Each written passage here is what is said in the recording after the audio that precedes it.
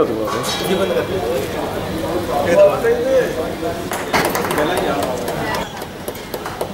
भैया प्रपोज की आइए सर, आइए बच्ची दो जा एक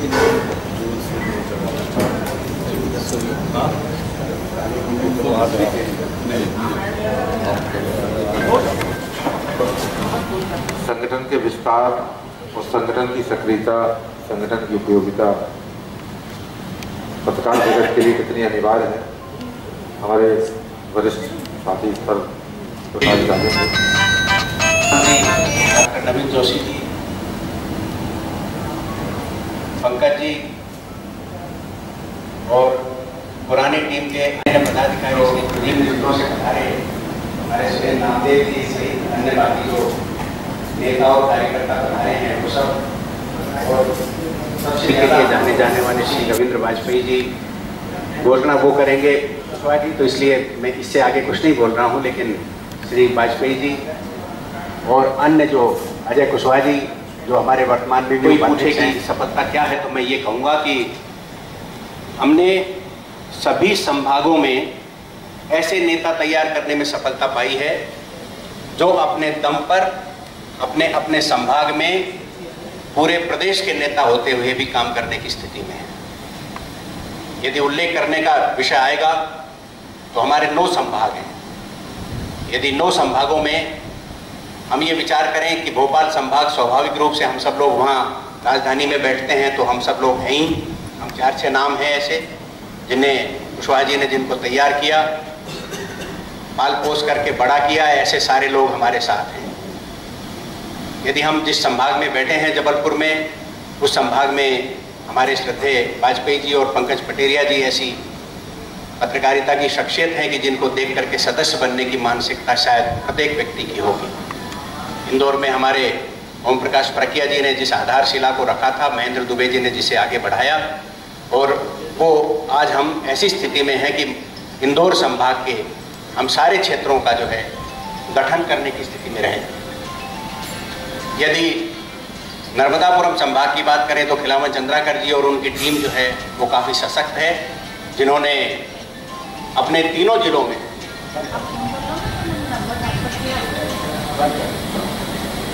खिलावन चंद्राकर जी की टीम ऐसी है जो अपने संभाग के तीनों जिलों को अच्छे से कवर कर रही है। यदि हम ग्वालियर चंबल अंचल की हम बात करते हैं तो अजय कुशवाहा जी और उनके साथ जो ग्वालियर की टीम है वो भी काफ़ी सशक्त और सक्रिय है।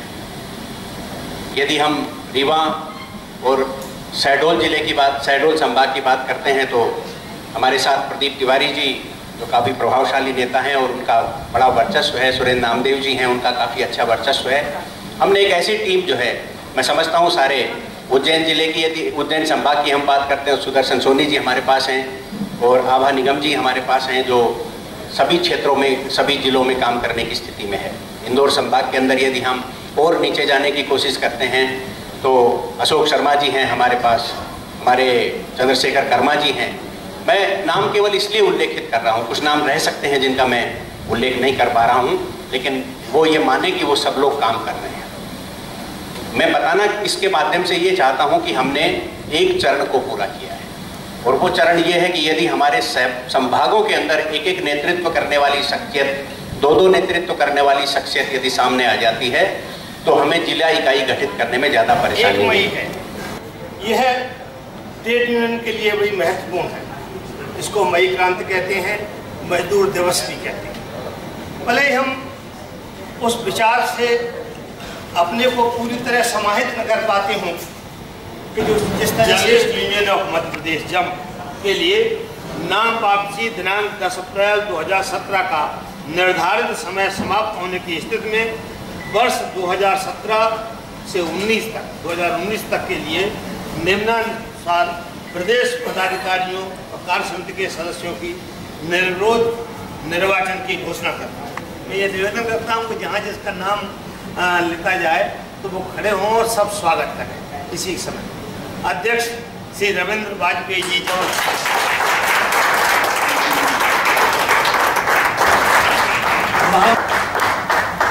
उपाध्यक्ष श्री खिलावन चंद्राकर होशंगाबाद, जय सिंह कुशवाहा, अजय सिंह कुशवाहा।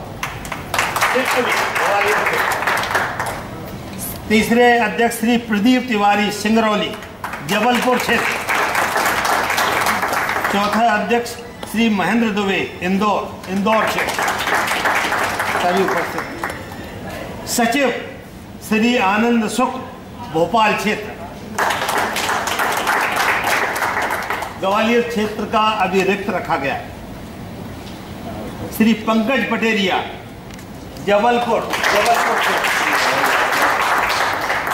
इंदौर क्षेत्र। श्रीमती कोषाध्यक्ष श्री महेंद्र शर्मा, भोपाल, अभी रास्ते में है, थोड़ी देर में आपके बीच उपस्थित हो जाएंगे। प्रदेश कार्य समिति श्री अरुण पटेल, भोपाल, नहीं आ पाए हैं। श्री दिनेश शर्मा, भोपाल, नहीं आ पाए हैं। श्री विवेक पटेरिया, भोपाल। श्री सुरेंद्र मिश्र, भोपाल। श्री श्याम चौरसिया, ब्यावरा, राजगढ़। श्री अजय मंजारिया, इटारसी, होशंगाबाद, रास्ते में। श्री चंपालाल गुर्जर, इंदौर। श्री ओम प्रकाश जैन, इंदौर। श्री राजेंद्र पुरोहित, इंदौर।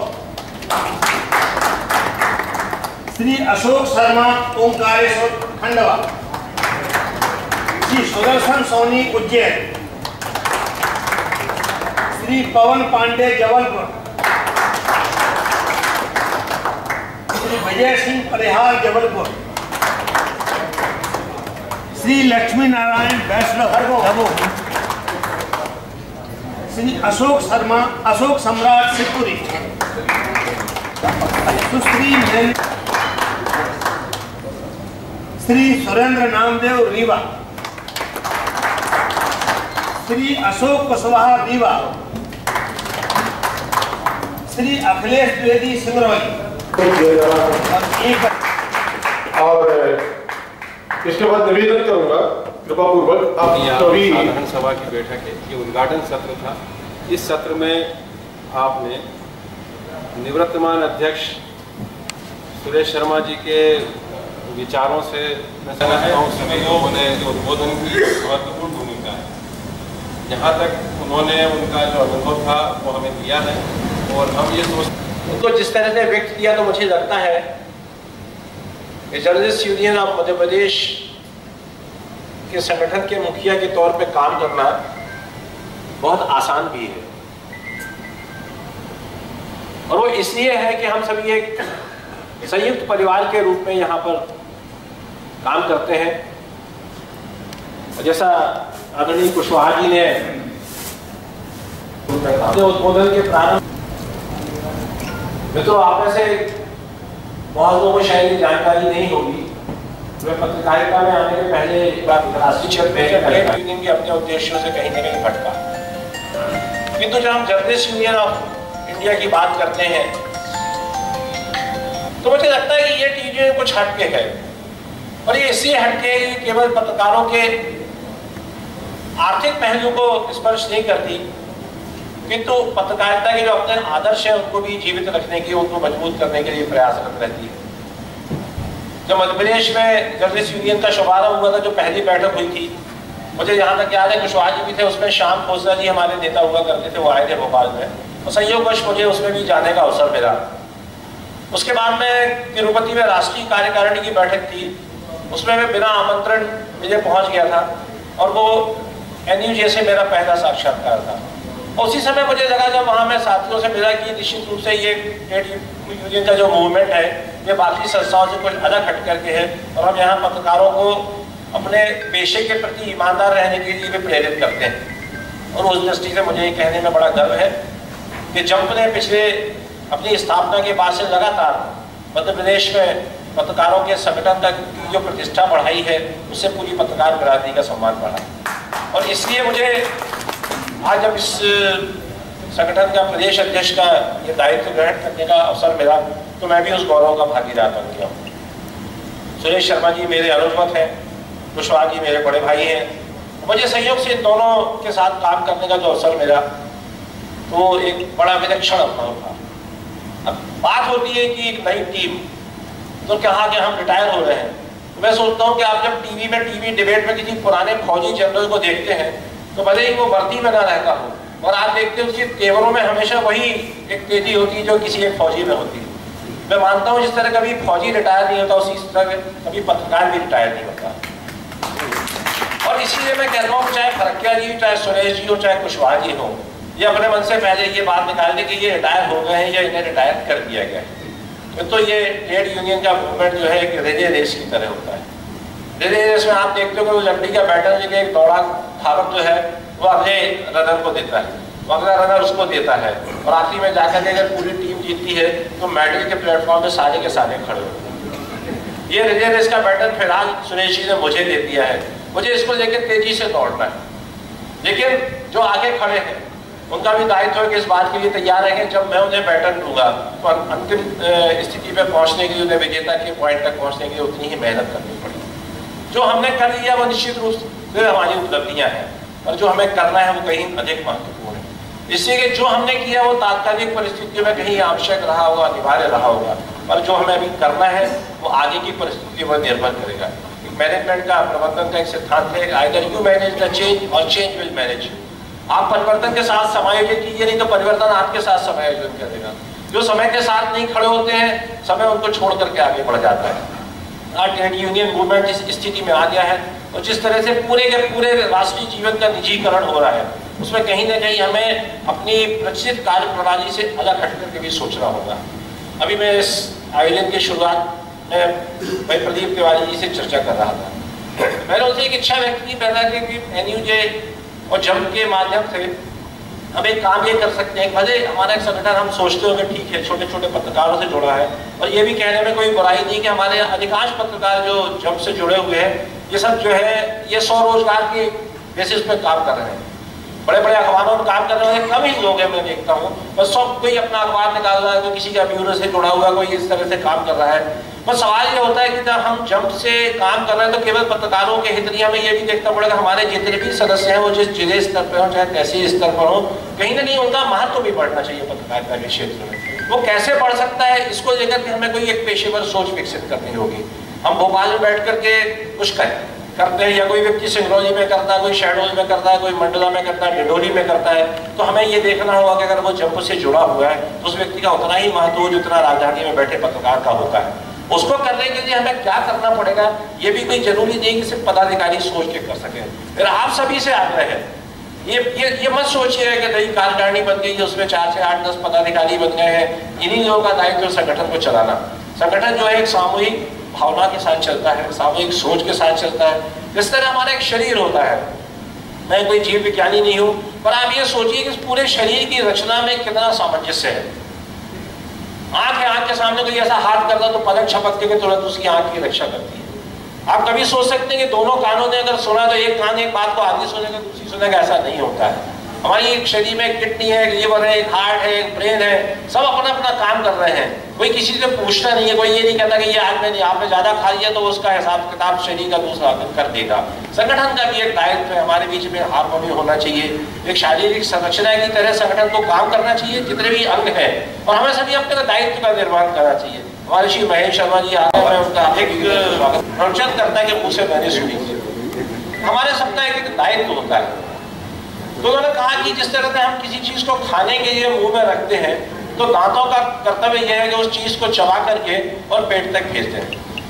तो दांत जितनी चीज चबा करके पेट में भेज देते हैं वो तो शरीर को स्वस्थ रखने के काम आता है, लेकिन दांत जितनी चीज को चोरी करके अपने पास रख लेते हैं वो दांतों के स्वास्थ्य को खराब कर देते हैं। हमारा सब कभी हमारा जो कर्तव्य है उसमें हम कहीं कोताही न करें, न चोरी करें।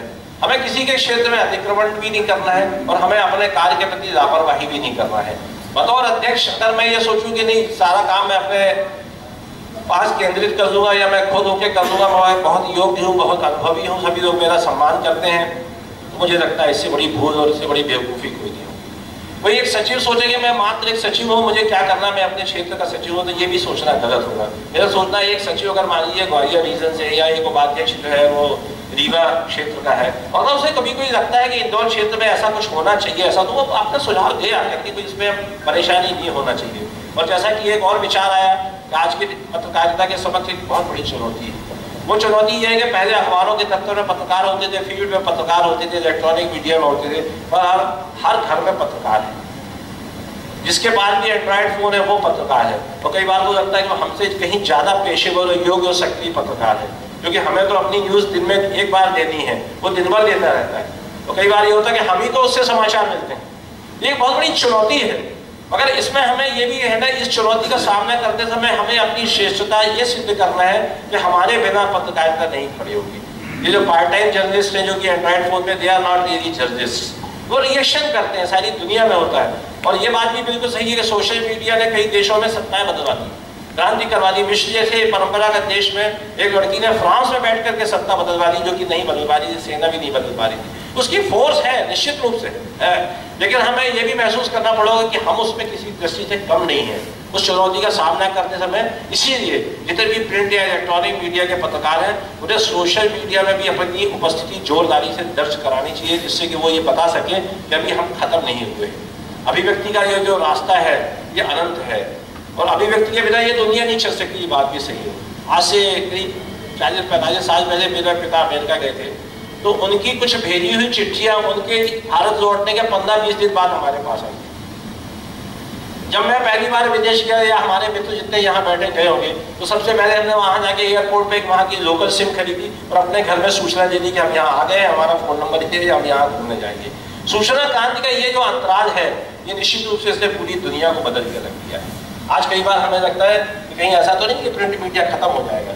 इलेक्ट्रॉनिक मीडिया के मित्रों से मिलता हूँ तो वो भी अपने आप को खतरे में महसूस कर रहे हैं, किंतु ये संक्रांति काल जो है ये भी कहीं ना कहीं किसी न किसी मोड़ पर जाकर के रुकेगा, निश्चित रूप से रुकेगा।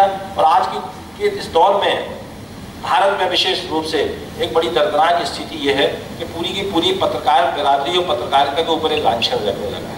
हर रास्ते चलता आदमी हमको बिकाऊ मीडिया कह देता है। और देखिए, हम छोटी छोटी सी बातों के लड़ पड़ते हैं, पर क्या कभी अखिल भारतीय स्तर पर किसी पत्रकार संगठन ने बिकाऊ मीडिया शब्द का प्रतिवाद किया है? ये बहुत गंभीर बात है, हमको इसको सोच के चलना चाहिए। हम पत्रकारिता की अभिव्यक्ति की स्वतंत्रता के लिए लड़ते हैं, पर हर रास्ता चलता आदमी कह देता आप पढ़िए बिकाऊ मीडिया। हम कभी खड़े होकर कहते हैं कि किसने कहा चुनौती दे सकते हैं किसी को? देते हैं क्या? हमें देना चाहिए। पूरा का पूरा मीडिया बिकाऊ, ये कलंक स्वीकार करना जो है, इससे बड़ा मुझे लगता है बहुत की सजा से भी बदतर है। दूसरी बात ये है कि आज परिवर्तन का जब दौर है तो हमें ट्रेड यूनियन मूवमेंट के कैरेक्टर को भी थोड़ा बदलना होगा, समझना होगा, क्योंकि कई बातें इतनी व्यवहारिक हो जाती है, भी चलाते हैं। तो मुझे लगता है बीच के रास्ते निकालने चाहिए, और सारी दुनिया में यही हो रहा है। सारी के सारे आर्थिक चिंतन फेल हो गए हैं, नई सोच की ओर दुनिया बढ़ रही है, तो मुझे लगता है कि हमें भी उसकी ओर बढ़ना चाहिए। आज जो संकट है पत्रकारिता के ऊपर, वो इसलिए है कि पत्रकार संकट है। जंग के माध्यम से हम सबका एक समर्पित प्रयास ये होना चाहिए कि हम पत्रकारों के संकट के समय खड़े हों। जैसा कि अभी भाई ने कहा कि अगर किसी को आवश्यकता है, बजाय इसके कि वो हमें अपनी जरूरत बताएं, हम अपने जाकर के उसकी जरूरत समझें और अपनी संविधानों को और अधिक विस्तार दे सकें। मुझे लगता है कि जंग अपनी भूमिका में पूरी तरह से न्याय कर सकेगा। और हम सभी जो नवीन हमारे देश के इतिहास में अत्यंत महत्वपूर्ण दिन माना जाता है, क्योंकि देश में कोई भी काम होता है तो बिना कामगार का कुछ नहीं होता। और इस श्रृंखला में अगर हम देखें तो हर व्यक्ति कामगार है, क्योंकि जो काम करता है वो कामगार है, जो कार्य करता है वो कामगार है। और इसलिए आज के दिवस कामगार दिवस की यहाँ पर उपस्थित सभी सम्मानित जनों को बहुत बहुत शुभकामनाएं देती हूँ। बहुत बहुत धन्यवाद। आज journalist union of Madhya Pradesh जब इस तत्वावधान में आप सभी लोगों ने ये आयोजन किया, आप सभी को शुभकामनाएं देती हूँ, बधाई देती हूँ। पूरे मध्य प्रदेश से आप सभी लोग यहाँ पर उपस्थित हुए, इसलिए संस्कार रानी की महापौर के नाते आप सभी का संस्कार रानी में भी स्वागत अंदर अभिनंदन करती हूँ। और अत्यंत हर्ष का विषय है कि हमारे जबलपुर संस्कार रानी के वरिष्ठ कार्यकर्ता एवं वरिष्ठ पत्रकार माननीय श्री वाजपेयी जी, उनको आप सभी लोगों ने मिलकर मध्य प्रदेश जर्नलिस्ट एसोसिएशन का आज अध्यक्ष चुना है। निश्चित रूप से हमारे लिए, जबलपुर के लिए गौरव की बात है। मैं माननीय नवीन जी को इस अवसर पर आपके अध्यक्ष बनने की बहुत बहुत शुभकामनाएं देती हूँ, बहुत बधाई देती हूँ। और इसी तरीके से निर्भीक और पारदर्शी पत्रकारिता हमेशा से होती रहे, ताकि हम लोगों ने जो अच्छे कार्य किए हैं जनप्रतिनिधियों ने, उसकी बधाई या शुभकामनाएं भी हमें मिले, और जो गलतियां हमसे हुई उसको भी आप चाहते हैं ताकि हम उसको सुधार सकें। निश्चित रूप से निर्भीक और पारदर्शी पत्रकारिता उसी को कहा जाता है, और मुझे आशा ही नहीं, पूर्ण विश्वास है कि उसी के साथ जिस तरीके से बीते 2 साल तक जबलपुर संस्कारवाणी के सभी पत्रकारों ने और सभी पत्रकारिता समूहों ने मुझे जिस तरीके से सहयोग प्रदान किया है, वैसे ही आगे भी 3 वर्ष तक आप सभी लोगों का सहयोग और आशीर्वाद और प्रोत्साहन मुझे धन्यवाद।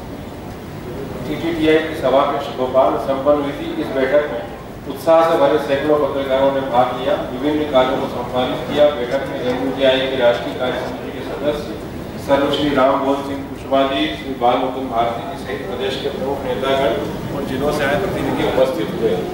इस बैठक में पिछली कार्रवाई को अनुमोदित करते हुए आगे की रूपरेखा प्रस्तुत। बैठक में अध्यक्ष सुरेश शर्मा ने पिछले 2 सालों में हुए कार्यों का ब्यौरा प्रस्तुत किया और उन्होंने बताया कि प्रदेश के विभिन्न जिलों में कार्यक्रमों का आयोजन करके सफलतापूर्वक कार्यकाल पूर्ण हुआ है। सभा के वर्ष मई 2017 प्रस्तावित गैर अधिमान्य पत्रकारों को मिले बीमा कवरेज और श्रद्धा निधि।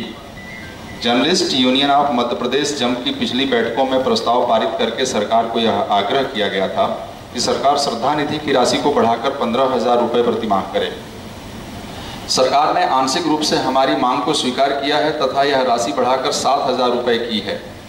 हम अब भी अपनी मांग पर कायम हैं कि सरकार को प्रदेश की सेवा में कार्यरत रहे पत्रकारों को सेवानिवृत्ति के बाद यथोचित सम्मान दे और श्रद्धा निधि को बढ़ाकर 15,000 रुपये मासिक किया जावे। साथ में हमारी मांग है कि जिन पत्रकारों की अधिमान्यता नहीं है और प्रबंधन उनकी सेवाओं को मान्यता देता है या जनसंपर्क विभाग को उनकी जानकारी है, ऐसे पत्रकारों की श्रद्धा निधि भी ऐसे पत्रकारों को भी श्रद्धा निधि की पात्रता के योग्य माना जाना चाहिए। जंप की यह साधारण सभा विभाग का बजट पास कराते समय माननीय जनसंपर्क मंत्री डॉक्टर नरोत्तम मिश्र की घोषणा कि गैर अधिमान्य पत्रकारों को भी चिकित्सा बीमा की परिधि में लाया जाएगा का स्वागत करती है तथा मांग करती है कि इस संबंध में जल्द आदेश जारी किए जाएं और इसे अगले सत्र में लागू किया जावे। अतः journalist union of Madhya Pradesh जम की यह साधारण सभा सरकार से अपेक्षा करती है कि पत्रकारों की भावना का सम्मान करते हुए उपरोक्त दोनों मांगों को क्रियान्वित करने की दिशा में जरूरी कदम उठाए जावे और आदेश जारी किए जाएं।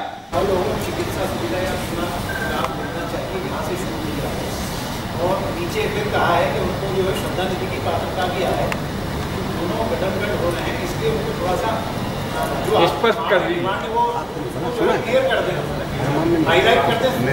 जब आप उसको प्रस्ताव बना के पेश करें तब उसको थोड़ा सा हाईलाइट करते हैं, तो स्पेसिफिक काम को तीनों लिखाया। मध्य प्रदेश में मजीठिया वेतनमान दिलाने की दिशा में अधिक गंभीरता दिखाई।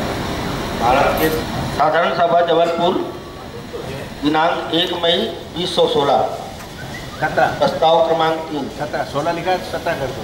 दिनांक 1 मई 2017 प्रस्ताव क्रमांक 3 पत्रकार सुरक्षा कानून बनाने का वायदा निभाए सरकार। Journalist union of Madhya Pradesh जब यह साधारण सभा माननीय मुख्यमंत्री श्री शिवराज सिंह चौहान को यह याद दिलाना चाहती है कि उन्होंने प्रदेश में पत्रकारों की सुरक्षा के लिए पत्रकार सुरक्षा कानून बनाने का वायदा किया था। पिछले दिनों महाराष्ट्र सरकार ने इस दिशा में सार्थक पहल करके इस कानून को विधानसभा में पारित करवा लिया। हालांकि वादा करने में मध्य प्रदेश सरकार सबसे आगे थी। हमारे नेशनल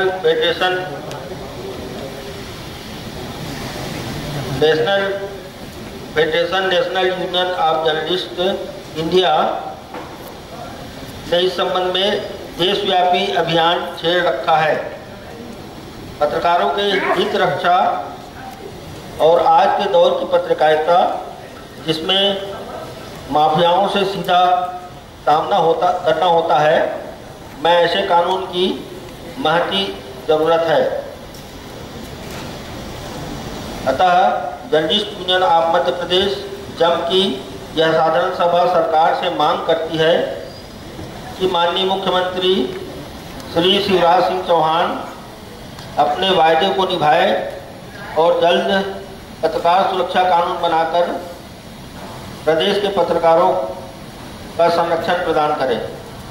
बेहतर कार्य संचालन के लिए एक अनुशासन समिति का गठन करें। एक मेरा सुझाव है आपके सामने, अध्यक्ष और महामंत्री जी इस पर निर्णय लें। दूसरा, मैं ये सोच रहा था कि हम जैसे परंपरा रही है जिलों के प्रभारी बनाने, संभाग के प्रभारी पदाधिकारियों को बनाने की और कार्य समिति के सदस्यों को जिला प्रभारी बनाए जाने की, और एक परंपरा रही है, उसका भी यदि मान लो पालन हो जाए और आने वाले कुछ समय में हम अपने पदाधिकारियों को ये सब दायित्व दे दें। ये दूसरी मेरा कहना था। तीसरा मेरा कहना ये था, जो मैंने अपने स्पीच में भी कहा था, कि हम जिला इकाइयों की बैठकें करने की एक जो है परंपरा डालें। मेरी ये असफलता रही है, जिसे मैं स्वीकार करता हूँ कि मैं जिला इकाइयों में अधिक बैठक नहीं करा पाया। उसका सबसे बड़ा कारण ये था कि जिला इकाई से मैंने मांगा कि आप जो है कब बैठक कर रहे हैं ये बताइए। मैं सुझाव दे रहा हूं कि हमारे प्रदेश के पदाधिकारी, जो नवनिर्वाचित पदाधिकारी हैं, वो तय करें कि हम अमुक जिले में कितनी तारीख को बैठक लेने आ रहे हैं। हमारा जो सक्रिय सदस्य हैं वो चाहे 10 बैठे, 5 बैठे या 2 बैठे, हम कोई उन पर दबाव नहीं डालेंगे कि आप जो है भोजन कराएंगे, बड़ी गोष्ठी रखेगी, लंबे लंबे हमारे भाषण होंगे, तब जाके हमारा काम होगा। हम जिले के अंदर चाहे 2 आदमी 3 आदमियों के साथ बैठे, अपने प्रदेश पदाधिकारी तय करें कि जिलों में माननीय अध्यक्ष जी, महामंत्री जी हर बैठक में नहीं जा सकते हों, तो वो दूसरे पदाधिकारियों को दायित्व दें और उनसे कहें कि जो है वो बैठक की, ये मेरा तीसरा सुझाव है कि वो जो है अपने प्रभार के जिलों में जाएं, नियमित समय पर बैठक लें, बैठक के अंदर कैसे काम